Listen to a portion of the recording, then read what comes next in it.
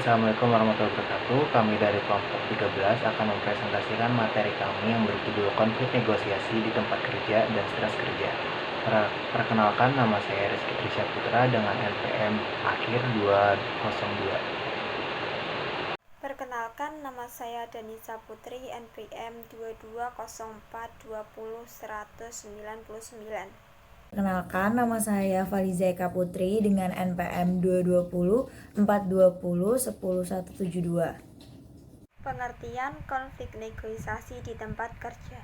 Konflik kerja merupakan suatu pertentangan antara seseorang dengan orang lain atau ketidakcocokan kondisi yang dirasakan oleh pegawai karena adanya hambatan komunikasi, perbedaan tujuan, dan ketergantungan aktivitas kerja.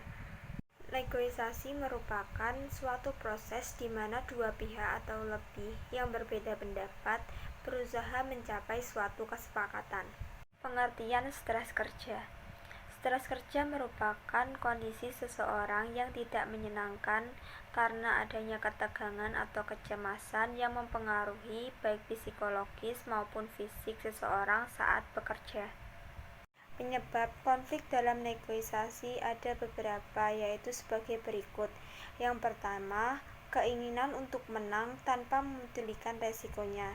Yang kedua, mengejar sasaran yang terlalu tinggi dan tidak realistis. Yang ketiga, adanya perbedaan tujuan maupun penolakan menghargai sudut pandang lawan. Ada beberapa cara yang dapat dilakukan untuk mencegah terjadinya konflik, yaitu yang pertama, komunikasi yang terbuka. Yang kedua, mengenali kebutuhan lawan. Yang ketiga, merespon kebutuhan timbal balik. Berikut merupakan beberapa penyebab stres kerja, yaitu yang pertama, beban kerja yang berlebihan. Yang kedua, kemampuan yang kurang memadai. Yang ketiga, fasilitas dan waktu yang kurang memadai. Yang keempat, kurangnya dukungan dan apresiasi. Dan yang kelima, yaitu upah kerja yang terlalu rendah. Adapun cara yang dapat dilakukan untuk dapat mengatasi stres kerja, yaitu yang pertama, perusahaan dapat melakukan evaluasi kebijakan.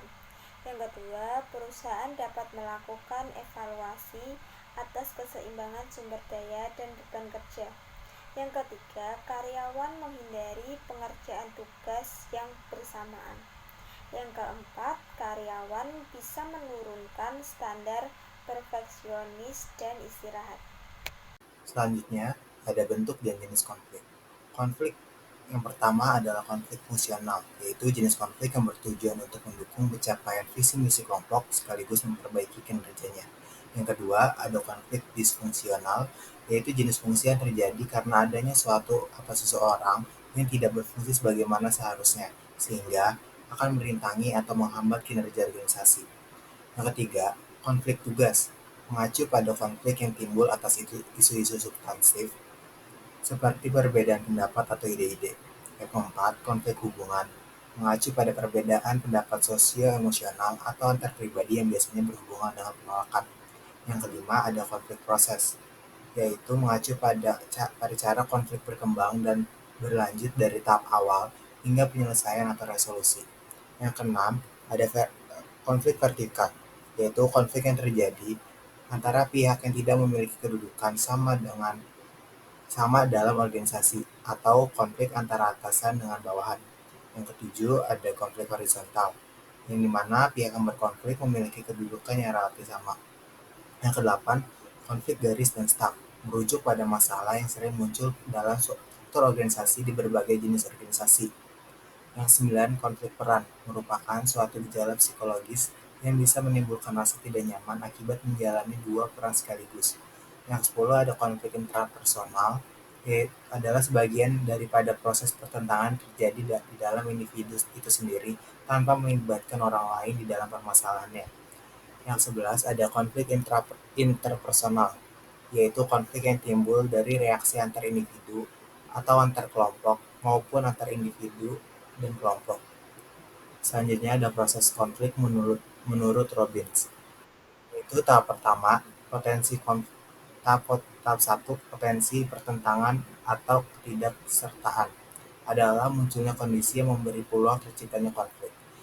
Dan kemudian tahap kedua, kognisi dan personalisasi. Tahap ini biasanya isu-isu konflik didefinisikan. Yang ketiga, maksud dan keputusan. Maksudnya adalah tahap yang membuat keputusan untuk bertindak dengan cara tertentu. Yang keempat, tahap perilaku. Pada tahap inilah konflik mulai terlihat jelas, yang meliputi pernyataan, aksi, dan reaksi yang dibuat oleh pihak-pihak yang berkonflik. Tahap 5, hasil. Merumuskan konsekuensi yang didapatkan dari terjadinya konflik. Selanjutnya ada jenis, strategi, dan proses negosiasi. Yang pertama ada jenis. Jenis yang pertama itu negosiasi kompetitif atau distributif. Negosiasi tipe ini melibatkan pembagian sehingga kedua belah pihak akan ingin bagian yang lebih besar. Biasanya tipe negosiasi ini dilakukan untuk pertukaran. Yang kedua ada jenis negosiasi kooperatif atau integratif. Negosiasi tipe ini kedua belah pihak akan saling percaya akan mendapatkan yang diinginkan. Karena dalam negosiasi tipe ini kedua belah pihak saling menyelesaikan masalah. Selanjutnya ada syarat negosiasi yaitu kualitas, efisiensi, dan harmoni. Selanjutnya strategi negosiasi. Yang pertama menang kalah, atau dalam negosiasi ini satu pihak akan menang dan pihak lain akan dirugikan. Yang kedua menang-menang, di mana kedua belah pihak akan sama-sama diuntungkan. Yang ketiga kalah-kalah. Negosiasi tipe ini akan menghasilkan kedua belah pihak sama-sama dirugikan. Selanjutnya ada proses negosiasi. Yang pertama ada proses persiapan dan perencanaan. Yang kedua penentuan aturan dasar. Yang ketiga klarifikasi dan justifikasi. Yang keempat penutupan dan implementasi. Selanjutnya ada komponen stres. Stres distimulus oleh lingkungan, organisasi, kelompok, maupun individu. Selanjutnya, ada respon stres yang berupa frustasi, kegelisahan, dan ketertekanan oleh karyawan. Konflik dapat dilihat dalam 3 pandangan. Yang pertama ada pandangan tradisional, yang kedua ada pandangan perilaku, dan yang ketiga ada pandangan interaksionis. Baik, untuk penjelasan yang pertama ada konflik dapat dilihat dari pandangan tradisional. Pandangan tradisional ini melihat konflik adalah suatu hal yang buruk, merugikan, dan harus dihindarkan dalam organisasi maupun perusahaan. Yang kedua ada konflik jika dilihat dari pandangan perilaku. Pandangan ini melihat bahwa suatu konflik yang ada di organisasi atau perusahaan itu merupakan hal yang wajar dalam setiap hubungan di organisasi maupun perusahaan dan tidak dapat dihindarkan bagi setiap orang. Dan untuk itu di perusahaan maupun di organisasi perlulah konflik itu untuk diciptakan baik secara sadar maupun tidak sadar. Dan yang terakhir ada konflik jika dilihat dari pandangan interaksionis. Nah, konflik ini diartikan memiliki kekuatan yang positif dan pastinya diperlukan untuk mencapai kinerja organisasi dan perusahaan untuk mencapai sebuah efisiensi dan efektivitas. Adapun beberapa upaya atau metode untuk menyelesaikan sebuah konflik. Yang pertama itu ada mediasi. Mediasi ini adalah salah satu langkah dalam menyelesaikan konflik dengan meminta tolong pihak ketiga, tetapi suara dari pihak ketiga ini hanya sebagai saran atau penasehat saja, sifatnya tidak mutlak. Selanjutnya ada arbitrase, kurang lebih sama seperti mediasi, yaitu upaya untuk menyelesaikan konflik dengan memanggil pihak ketiga, tetapi pihak ketiga ini apabila memberikan nasihat atau saran, keputusannya ini mengikat dan wajib diikuti oleh setiap orang yang berkonflik. Dan selanjutnya itu ada adjudikasi. Adjudikasi ini adalah bentuk akomodasi untuk menyelesaikan konflik tetapi lewat jalur pengadilan. Dan yang selanjutnya itu ada kompromi, yaitu di mana bentuk akomodasi di mana pihak-pihak yang terlibat dalam konflik itu saling mengurangi tuntutan dan saling saling memahami satu sama lain agar untuk menciptakan sebuah kesepakatan untuk menuruni konflik yang terjadi. Selanjutnya ada konsiliasi, yaitu bentuk akomodasi dari penyelesaian konflik dengan mempertemukan pihak-pihak yang berkonflik di dalam suatu forum untuk menciptakan kesepakatan dan menciptakan perdamaian. Dan selanjutnya ada koersi. Koersi adalah bentuk akomodasi yang dilakukan secara pemaksaan dengan menggunakan fisik, baik dari salah satu pihak yang berkonflik, semisal dari pihak yang lebih tinggi ke yang pihak yang lebih rendah, dan itu posisinya itu untuk melemahkan. Dan yang terakhir ada stalemate, yaitu penyelesaian sebuah konflik tanpa menciptakan sebuah kesepakatan. Jadi pihak yang saling berselisih, yang saling berkonflik itu menghilangkan kedua egonya dan menghapuskan konflik, karena mereka berdua itu sadar jika konflik ini semakin dilanjutkan maka akan beresiko fatal. Untuk itu konflik yang terjadi itu tidak dilanjutkan satu sama lain.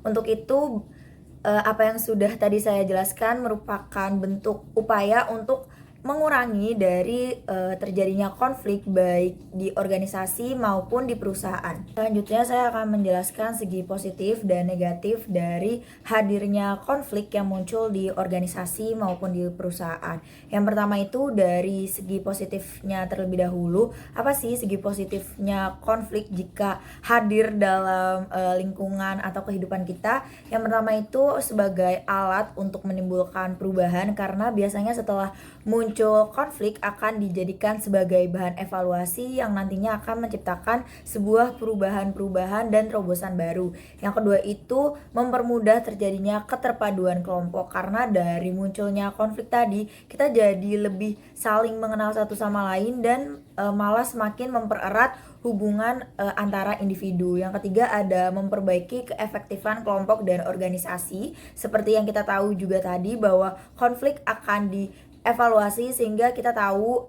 apa yang individu ini kurang atau kinerja organisasi ini kurang, sehingga organisasi maupun perusahaan akan lebih baik ke depannya dan menciptakan sebuah efektivitas. Selanjutnya ada meningkatkan solidaritas, menciptakan norma baru, dan yang terakhir sebagai penyeimbang dari berbagai kekuatan. Nah, selanjutnya itu untuk dampak negatif atau segi negatifnya jika konflik hadir dalam hidup kita. Yang pertama itu adanya penilaian yang berlebihan, apalagi jika di suatu perusahaan atau di organisasi kadang penilaian-penilaian dari suatu individu itu yang terlalu berlebihan akan menciptakan suatu konflik. Selanjutnya ada menurunkan komunikasi di organisasi dan perusahaan, karena apabila terjadi konflik biasanya rentan setiap individu itu diem-dieman. Dan selanjutnya itu ada meningkatnya penyimpangan persepsi ataupun curiga, karena dari timbulnya konflik tadi kita saling curiga, kita saling saling salah-salahan. Dan yang dua terakhir ada menciptakan stereotip negatif.